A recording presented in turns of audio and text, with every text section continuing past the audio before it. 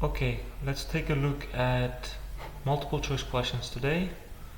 Hope multiple choice savollarni ko'rib chiqamiz bugun. Mavzu Saturn Spectacular.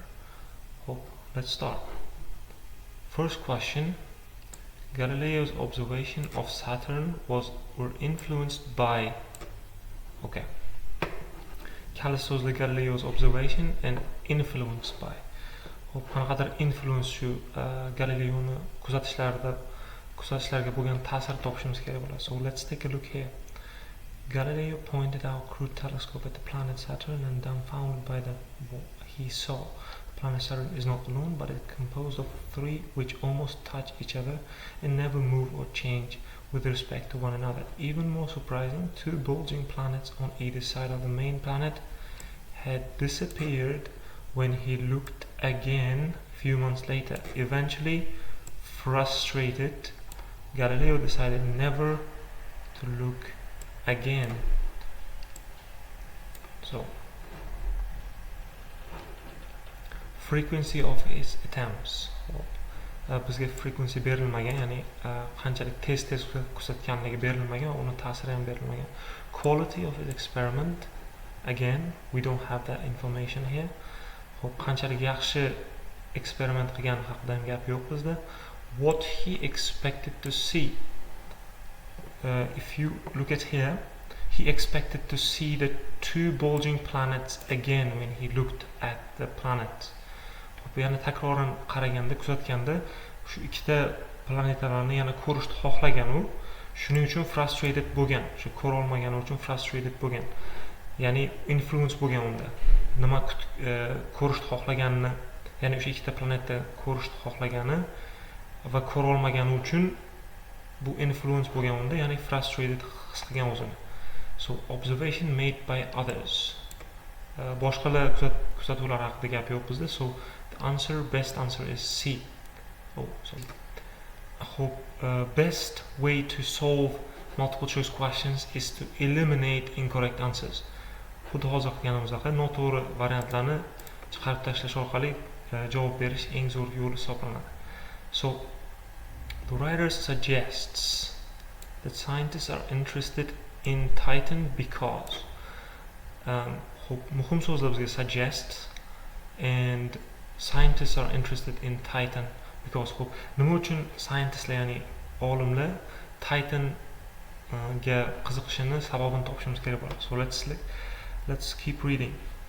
So Saturn's giant moon Titan is even more interesting. Although it's larger than the planet Mercury, Titan probably resembles other large moons in the solar system. It is a rock covered with ice and dirt. However, it has no other moon has substantial atmosphere whose pressure is 50% greater than Earth. Even more intriguing, Titan's atmosphere consists mainly of nitrogen, primary component of our own air, mixed with carbon-based compounds. Cloaked, meaning covered, in this atmosphere, Titan's surface may resemble the surface chemistry of early Earth, but astronomers cannot see through the moon's maddeningly opaque orange fog. Scientists are interested in Titan not because it's larger than Earth and less dense. This information is not given. Atmosphere may contain oxygen. No, it contains nitrogen, not oxygen. Surface is invisible because of thick colored fog. Maybe its atmosphere has similar elements to Earth atmosphere. So Titan's atmosphere consists of mainly nitrogen mixed with carbon-based compounds. Cloaked with this atmosphere, Titan's surface may resemble the surface chemistry of early Earth. So C va D optionlar bizga yaqin variantlar bo'lyapti bizda. Xo'p, oxirdagi joyga qarasak, but astronomers cannot see through the moon's maddeningly opaque orange fog. Xo'p, bu olimlarni qiziqishiga sabab bo'lgan ma'lumot deb berilmagan bizga, lekin tepadagi yerni boshlang'ich kimyoviy tarkibiga o'xshashligi olimlarni qiziqishiga sabab bo'layotganligi aytilgan. So let's choose D option. Now, the writer uses the phrase no walk in the park because life forms in Titan would. So, no walk in the park phrasasini topishimiz kerak bo'ladi. So, let's continue. So, here, let's take a look. Living on Titan would be no walk in the park. From vantage point of Saturn system, the sun is rather dim bulb. Titan is therefore a very cold place. Surface temperature average about 300 degrees Fahrenheit. At those temperatures, water is nowhere to get a drink. So, hope yashash qiyin bo'lganligi haqida gapirilyapti bu yerda. Ya'ni no walk in the park frazasi qiyin ma'nosini bildiryapti. So let's take a look. Probably exist in water. In Titan, because life forms in Titan would probably exist in water. No, bu haqda ma'lumot yo'q. Be less developed than life forms on Earth. Face considerable difficulties. Be unable to move around. Move around. Harakat haqida gap yo'q bizda, hayot formasini. Let's continue with this. In addition, there is no oxygen on Titan atmosphere. It's all locked up in water ice. Only hope for life as we know it, and it's an exceedingly slim one, is that water mixed with ammonia may get warm enough to dip below the surface to liquefy. If so, life could possibly eke out at underground living much like and hardly microbes that surround Earth, hydrothermal vents, deep cracks of seabed through which boiling water and hot gases escape. Xo'p, mana bu yerda gapirilayotgan joyi bor ekan bizda. Demak, xuddi yerdagiga o'xshagan chuqur suv havzalarida qanaqadir mikrob life formlari bo'lishi mumkin deyapti. So, life forms in Titan would probably exist in water. Be less developed. B variant to'g'ri kelmaydi, chunki qanchalik developed haqida gapirilmagan, qanchalik rivojlanganligi haqida. Considerable difficulties. Use phrases because life forms in Titan. Okay, C option is true. C option is correct because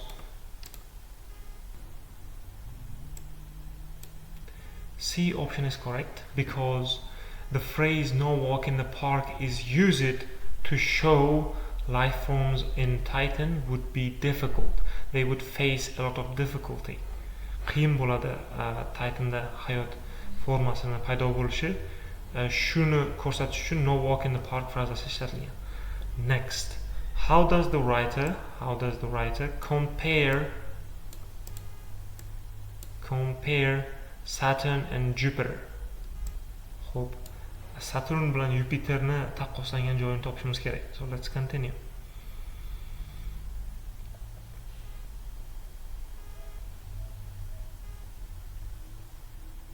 So here, Saturn is only half as dense as Jupiter, even less dense than water. It releases less heat than Jupiter, but given its smaller size, scientists are not sure why it radiates any heat at all.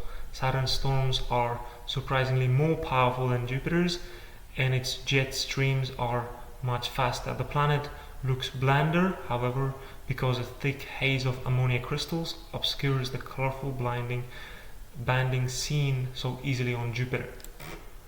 Xo'p, taqqoslangan qismini topdik. So let's take a look at the options. Saturn gives off more heat than Jupiter. Mana bu yerda aytgan less dense water, it releases less heat. A variant to'g'ri kelmaydi. Jupiter less dense than Saturn. Xo'p, and Saturn is only half as dense as Jupiter. Saturn demak Jupiterga qaraganda kamroq zich ekan. Bu yerda bizga teskarisini aytyapti. Jupiter Saturndan ko'ra kamroq zich deyapti. Bu ham noto'g'ri javob. Saturn is less colorful than Jupiter. We will keep this one for now. Less colorful. Rangdorligi kamroq. Jupiter has more violent storms than Saturn. Xo'p. Saturn's storms are surprisingly more powerful than Jupiter's. Jupiter has more violent. So D option is incorrect. Saturn stormlari kuchliroq Jupiterga qaraganda. So C option is correct. So that So let's